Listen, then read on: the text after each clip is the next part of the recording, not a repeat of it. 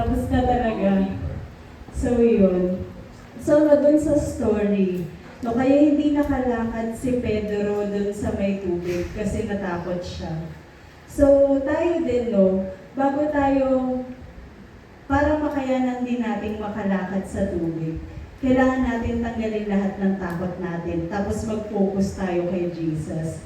So, bago tayo makapag-focus kay Jesus, kailangan, syempre, tanggalin natin yung mga bagay na nakaka-distract sa atin. At alam nyo na kung ano yun. Ay, hindi mo dala, okay. Para din sa mga may dala, makilagay na lang po dito sa unahan ang ating mga cellphone.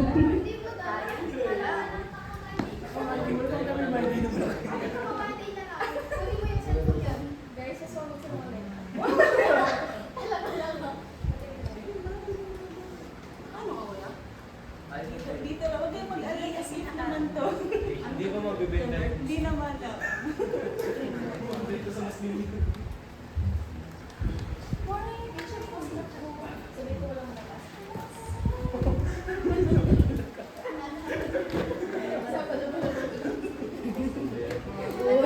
Paalam muna kayo sa mga bebe nyo. So, saglit lang, mga ano lang, 1.5 hour lang. Kahit 2 hours pa yan. Gawin mong 3. Kahit down to bar. No problem. Pupunta na, pupunta na. Yun. So, feeling ko makakalakad na tayong lahat sa dagat, sa tubig pala. Kasi ano, nakapokus na tayo kay Lord. So, yan. Joke lang. So, magpapakilala lang muna ako, sabi kasi, charot, hindi. So, ako nga pala si Ate Dar, para sa mga hindi nakakakilala. Hello po. Hi, Ate Dar. Thank you.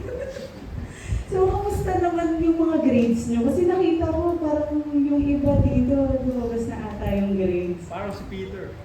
Parang si Peter, lumubog. Huwag naman.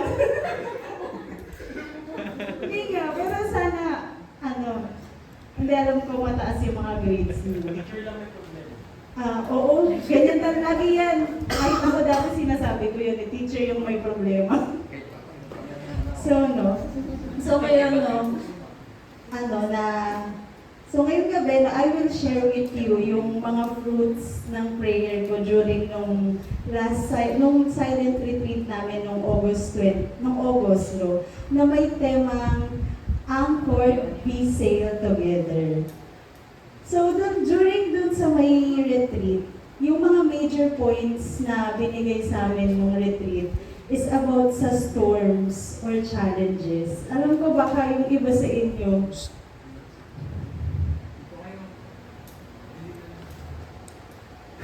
Layo niyo pa. feeling ko hindi kayo, Parang sa amin kayo sumasamba. Oo, dito na kayo kasi parang naiilang kasi ako pag may tao sa side ko kasi hindi maganda yung side profile ko eh. James. Dito na lang kayo. Lahat kami nandito. Oo.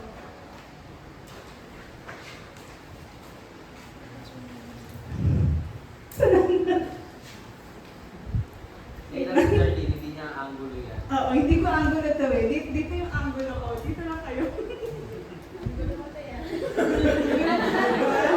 Pasensya na. So yun, okay, hindi na ako magiging magulo. Basta wala lang nang lilipat doon sa kabilang side. So yun, no? So yung mga major points na binigay sa amin ng retreat, na meron daw sa buhay natin na mga storms or challenges, no? At kung kanino ba dapat naka-anchor yung buhay, yung bangka, doon sa may is yung bangka, kung saan daw dapat naka-angkla yung bangka or buhay natin kapag binabagyo na tayo ng mga challenges or ng mga storms. No? Well, I know naman na marami tayong mga storms, no? Or bagyo na pinagdadaanan. Maaaring yung school, yung classmate, yung kapatid, yung pamilya, or yung mga personal things natin, no?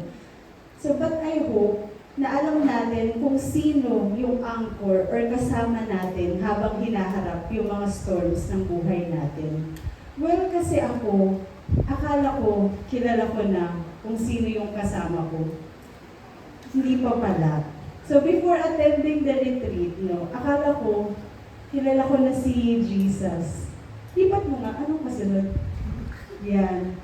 Yun. Akala ko kasama ko na si Jesus, no. Yun, akala ko kilala ko na siya. Feeling ko, alam ko na yung lahat ng bagay tungkol sa kanya. Feeling ko ang tagal-tagal ko na siyang kilala. Kasi simula nung bata pa lang ako, mga 5 or 6, naririnig ko na siya habang nagpo-Flores de Mayo kami. And hanggang ngayon no, na 29 years old na ako, tapos committed disciple ako, feeling ko talaga kilala ko na siya. Parang alam ko na yung lahat ng bagay tungkol sa kanya. Pero mali ako eh. Nagkakamali rin pa rin mga babae. Chance. Tama ka. Sorry. Wala yun sa script ko eh. So hindi ko pa pala talaga siya kilala. No? Yung tanging alam ko lang pala sa kanya is yung pangalan niya, yung mga miracles na ginawa niya, yung powers niya. I just know na kaya niyang lumakad sa tubig, kaya niyang pagalingin yung mga sakit, kaya niyang bumuhay ng patay, kaya niyang magpalayas ng demonyo, kaya niyang magparami ng pagkain, kaya niyang gumawa ng alak gamit ang tubig. Basta alam ko, may powers siya, no? Yun yung kilala kong Jesus, no? Yung may powers, or actually, parang yung kilala ko, hindi si Jesus eh, pero yung powers niya. Pero habang tinitingnan ko yun ng mas maigi, parang doon ko na-realize na hindi ko pa pala talaga siya kilala. No? So nagsimula akong maisip yung tanong na hindi ko pa pala talaga siya kilala. Nung nabasa ko yung kasunod na slide. Yan. Yung agad pinasakay ni Jesus sa bangka ang mga alagad at pinauna sa kabilang ibayo. Samantalang pinauwi naman niya ang mga tao. So ang laki ng tanong ko dun sa samantalang pinauwi naman niya ang mga tao. So tinatanong ko si Jesus, no, Lord, bakit ikaw pa yung kailangang magpauwi sa mga tao? Bakit hindi mo na lang inutos doon sa mga alagad mo or sinabi sa kanila na, tara, pauwiin natin sila para sabay-sabay tayong sasakay sa bangka, tapos aalis, no? Yun yung mga tanong doon sa isip ko. Kasi feeling ko kapag sinabi naman ni Jesus yun doon sa mga alagad niya, matutuwa naman sila na, ay parang yes, inutusan ako ni Lord na parang laki ng tiwala niya sa akin na magagawa ko itong mga bagay na to. Pero doon sa story, siya mismo yung nagpa-uwi. Mas basta sa sobrang dami kong tanong, na bakit kailangan pa siya, kasi kung ako yan, feeling ko kasi kung ako yan, lagi kong nilalagay yung sarili ko dun sa posisyon ni Jesus eh. Na parang hindi, sama-sama tayong mahihirapan dito, no? Sama-sama tayong magpapauwi dun sa mga taong yan. No? So sa sobrang curious ko dun sa tanong ko, na bakit ikaw pa yung kailangang magpauwi personally, binasa ko yung buong chapter ng Matthew 14.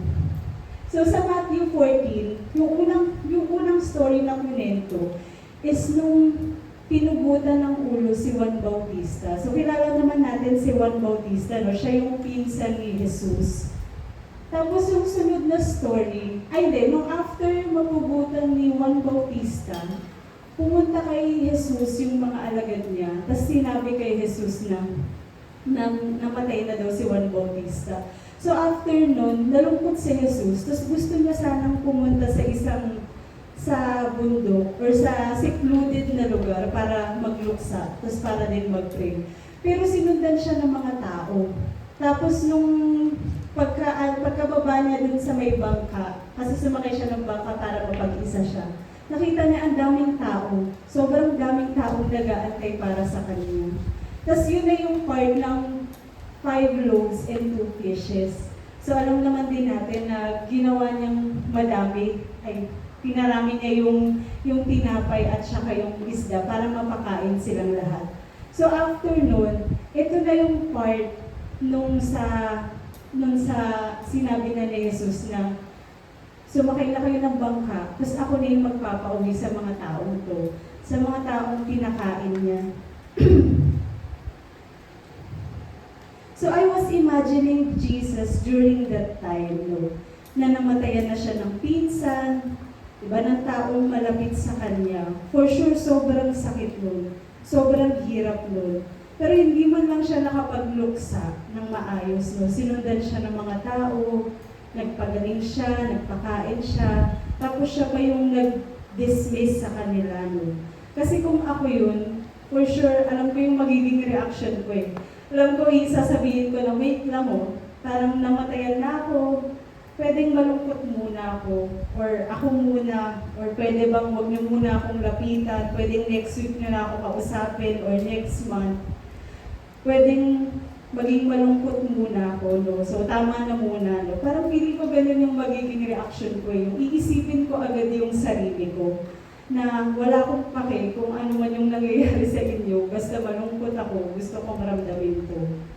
Yun.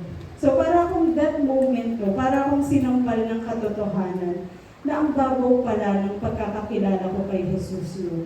Na kahit halos buong buhay ko nang naririnig yung pangalan niya, at yung kwento niya, hindi ko pa rin talaga siya lubos na kilala. Na-realize ko noon, no, na kaya pala hirap na hirap akong isurrender sa kanya lahat ng bagay. Akala ko sigurista lang ako noon eh, kaya mahilig ako magplano sa buhay ko. Yun pala, sadyang hindi ko lang siya kilala. Hindi ko lang naiintindihan yung extent ng pagmamahal, ng concern, ng care niya sa akin.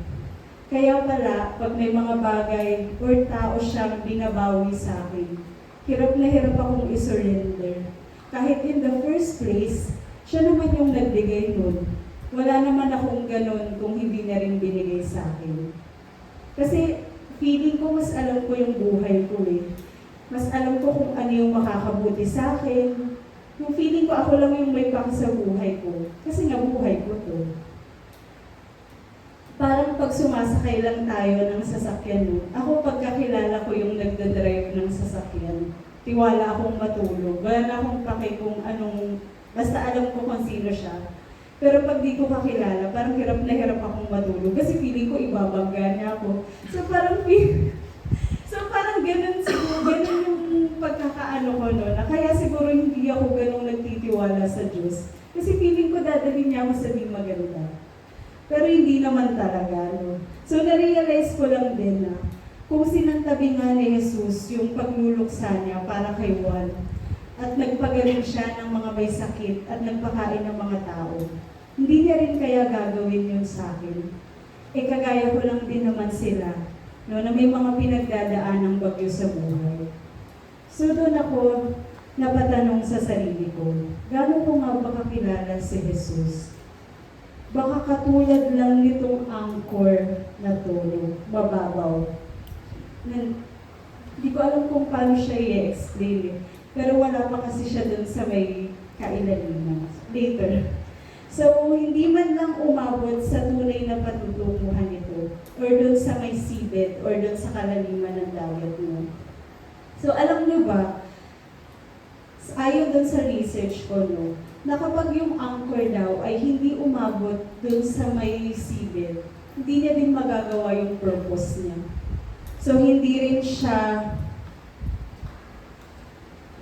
hindi niya magagawa yung purpose niya. So, alam niyo ba din kung ano yung isang anchor?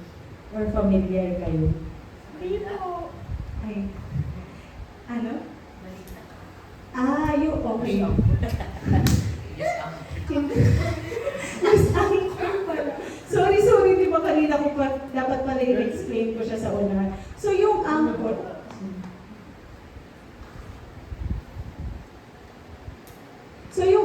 kasi, sige na ito.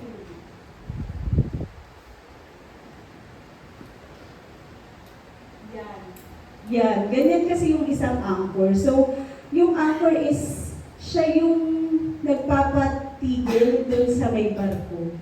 So, parte siya ng isang barko. Hindi ko alam kung ma-explain ko ng maayos sa inyo yung ano ng anchor. Pero yan, ano siya? parang importanteng parte siya ng isang barko. Sorry na angging. So, doon sa may retreat namin, no, merong 3 S na binigay na ito daw yung 3 gamit or yung importance ng isang anchor, no. So, yung unang S, yung safety. Yung anchor daw ay nagpro-provide ng safety, security, and stability sa isang bangka, no. So, usually, binababa yung mga anchor kapag nakadaong sa port yung mga bangka o yung mga barko para hindi sila tangayin ng alon. So, ginagamit din siya kapag naabutan ng bagyo yung mga barko sa gitna ng dagat or basta gusto lang ng barko na magstay para hindi siya yung madadala-dala ng mga ng alon. So, sabi, doon din sa na-research ko, no, na yun nga, pag yung anchor, hindi siya nakalubog sa ilalim. Yan, hindi siya nakalubog sa may ilalim. Hindi niya magagawa yung purpose niya. Hindi niya magagawa yung purpose niya. So, kapag nasa halfway lang yung anchor, tatangayin pa rin yung barko, no? Unlike kapag naka-hold siya doon sa may seabed, magagawa niya yung purpose niya na i-secure o i-stable yung barko. So, and you know, no, doon sa may retreat, sabi kasi, si Jesus daw yung anchor, no? Yung tumatayong anchor namin. But in my imagination, I am the anchor na hindi umaabot doon sa may seabed or doon sa may kaigalingan. Kaya patuloy pa rin tinatangay ng alon yung bangka ko. And for me, no, si Jesus yung seabed ko, or yung, basta yung ilalim na dapat doon ako nakahold or nakakulit. No? He is the root of everything. Kaya kung hindi ako nakabaon or nakakonect sa Kanya, wala akong kwenta. No? Hindi ko maa-achieve yung purpose na gusto namin. I cannot fulfill yung purpose ng boat, ng maging safe, secure, and stable yun. No? So yun nga, I imagine myself as an anchor, hindi yung taga-balita, pero yung anchor dun sa may dagat. No? Na ngayon, sa ngayon pala, no, unti-unti nakikita ko na yung sarili ko na yung anchor na lumulubog na, papunta pa lang dun sa may seabed. No? So, di ba, pag yung papunta ka na dun sa malalim na parte ng dagat, sabi nila, madilim na daw doon, yung pitch black na daw doon. Tapos marami ng unknown creatures na hindi mo siya nakikita lagi. No? Or hindi mo natin talaga makikita.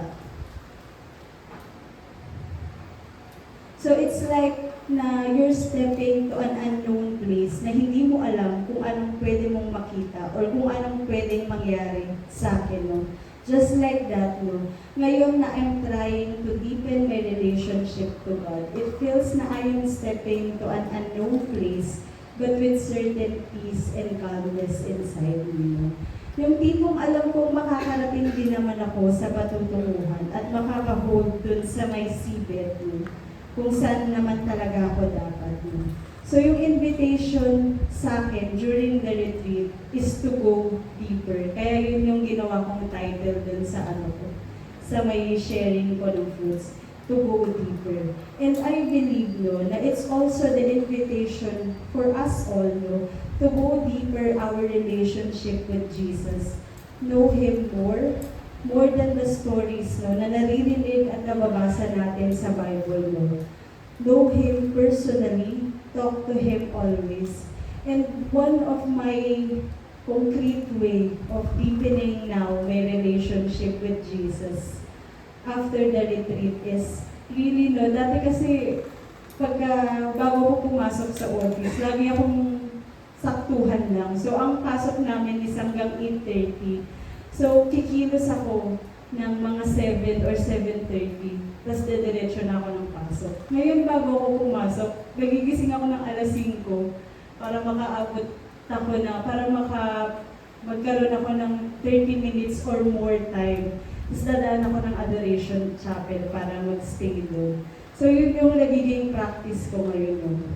So, ngayon nga parang nasasabi ko na parang, dapat pala dati ko pa ito ginawa. Kasi kaya ko naman. Kasi ngayon, ayaw ko lang talaga siyang gawin. Pero yung sobrang lakas lang talaga ng call sa akin that time, no, na to know God more, to know God deeper. And yun yung talagang sinabi sa akin na isang way para makilala ko siya ng maigi is to give Him time. No? Hindi yung time na kapag free lang ako, pero yung time na nilaan ko talaga para sa Kanya. So yun. So yun yung little sacrifices na ginagawa ko kayo. Though hindi naman siya as in parang malaki kumpara naman sa ginawa sa akin ng Diyos. Nagigising lang naman ako ng 5 a.m. para makapag-stay ng Adoration Chapel. So yun. So ngayon ang ating guide question is, isang tanong lang. So gaano kalalim ang pagkakakilala mo kay Jesus?